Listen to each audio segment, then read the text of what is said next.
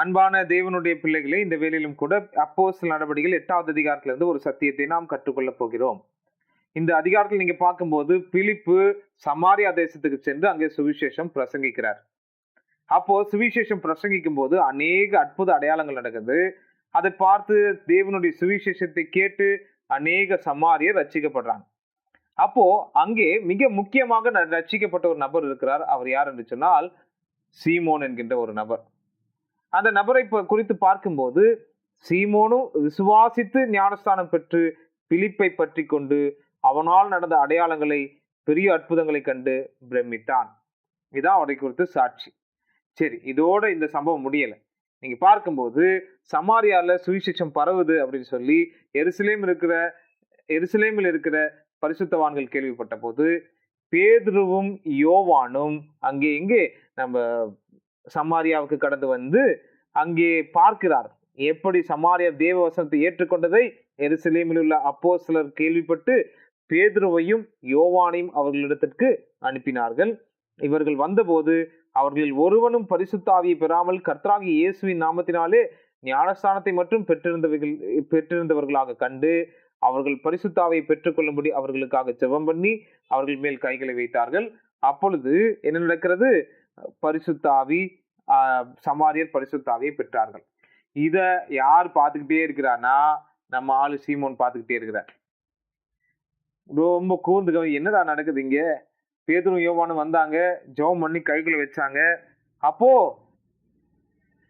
பரிசுத்த ஆவி பெறுகிறார்களே ஜனங்கள் என்று பார்த்து விட்டு, ஏன்னா இந்த சீமோனுடைய பேக்ரவுண்டு ரொம்ப மோசம். இந்த சீமோனுடைய பேக்ரவுண்டு பார்த்தீங்கன்னா, இவர் யாருன்னா அதாவது சமாரியா பட்டணத்துல மாய வித்தைக்காரனா இருந்து தன்னை ஒரு பெரியவன் என்று சொல்லி சமாரியா நாட்டு ஜனங்களை பிரமிக்க பண்ணி கொண்டிருந்த ஒரு நபர்.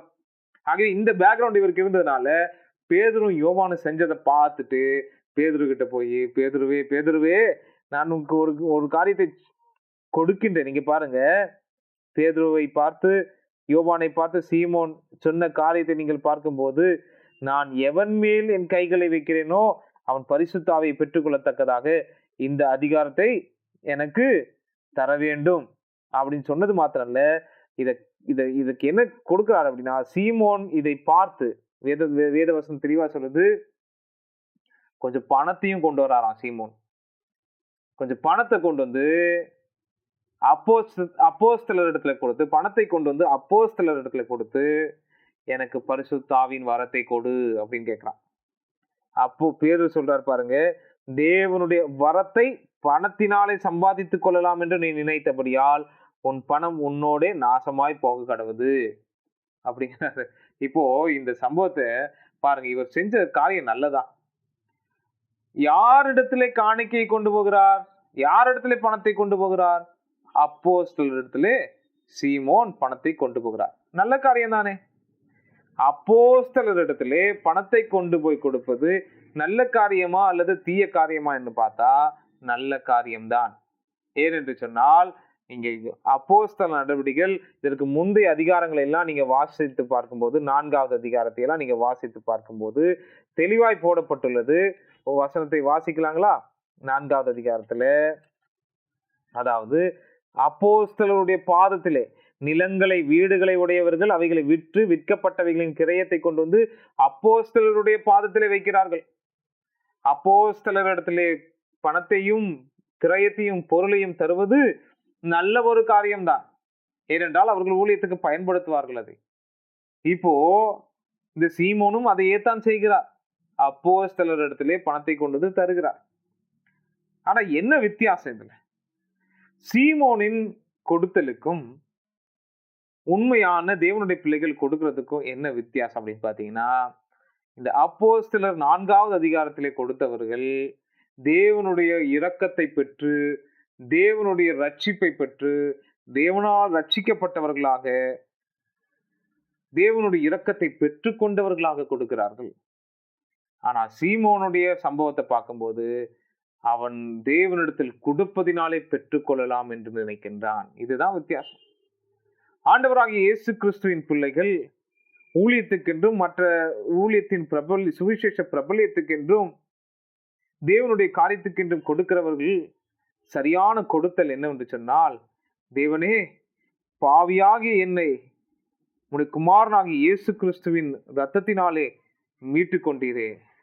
உம்முடைய இரக்கத்தை பெற்றுக்கொண்டவனாக, உம்முடைய பிள்ளையாக, உம்முடைய ராஜ்யத்தின் வேலைக்கென்றும் உம்முடைய சுவிசேஷ பிரபல்யத்துக்கென்றும் நான் கொடுக்கின்றேன் என்று சொல்லி எந்த ஒரு எதிர்பார்ப்பும் இல்லாமல் இரக்கத்தை பெற்றவர்களாக, இரக்கத்தை பெற்றுக்கொண்டது நிமித்தம் கொடுப்பது சரியான கொடுத்தல். ஆனால் இப்பொழுது, தேவனே, நான் பணத்தை கொடுப்பதினாலே உம்முடைய இரக்கம் எனக்கு கிடைப்பதாக, உம்முடைய வரம் எனக்கு கிடைப்பதாக, உம்முடைய ஆசீர்வாதம் எனக்கு கிடைப்பதாக என்று சொல்லி கொடுப்பது அது சீமோனின் கொடுத்தல். இன்றைய தினத்திலே, இன்றைய காலகட்டங்களிலே நாம் பார்க்கும்போது அநேக கொடுத்தல்கள் எப்படி இருக்கிறது என்று சொன்னால், நீங்கள் இதுக்கு, இந்த ஊழியத்துக்கென்று, இந்த காரியத்துக்கென்று, இந்த ப்ராஜெக்டுக்கு என்று நீங்கள் கொடுத்தீர்கள் என்று சொன்னால் தேவன் உங்களை அபரீத விதமாய் ஆசீர்வதிப்பார் அப்படின்னு சொல்றது அது சீமோன்களை உருவாக்குகிற ஒரு திட்டம்.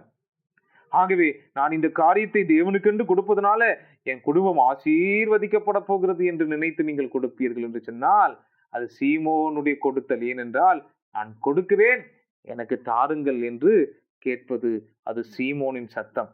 தேவனுக்காக இதை செய்தால் தேவன் உங்களுக்கு 10 மடங்கு கொடுப்பார், 100 மடங்கு கொடுப்பார், அள்ளி அள்ளி கொடுப்பார் என்று சொல்வதெல்லாம் சீமோனின் திட்டமாகவே நீங்கள் சீமோனா அல்லது உண்மையான தேவனுடைய பிள்ளைகளா என்பதை நாம் யோசித்து பார்க்க வேண்டும். சீமோனின் கொடுத்தல் எப்படிப்பட்டது என்று சொன்னால், நீங்கள் இந்த ஊழியத்துக்கு கொடுத்தால் தேவன் உங்களுக்கு நிறைய கொடுப்பார்னு சொல்லும் போது பேதுரு சொல்றாரு, உங்களுடைய பணம் உங்களோட நாசமாய் போக கடவுது.